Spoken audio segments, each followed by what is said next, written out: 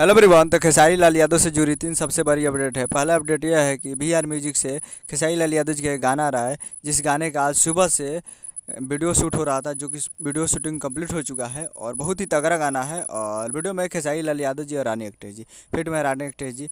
तो रानी एक्ट्रेस जी के साथ वी आर म्यूजिक से गाना आ रहा है, उसमें वीडियो में रानी एक्ट्रेस जी दिखाई देगी, जो कि वी आर म्यूजिक का ओनर भी रानी एक्ट्रेस जी ही है। तो वी आर म्यूजिक से जो भी गाना आता है खेसारी लाल यादव जी के, उसमें रानी एक्ट्रेस जी दिखती है।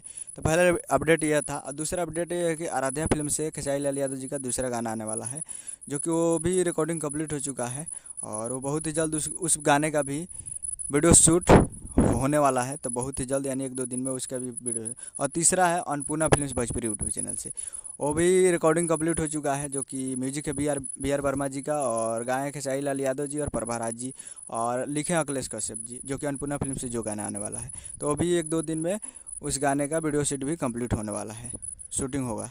तो यही अपडेट है। हमें वीडियो चैनल को सब्सक्राइब कर ताकि खेसारी लाल यादव जी के लेटेस्ट लाता है। मिलता है अगले वीडियो। जय हिंद, जय भोजपुरी।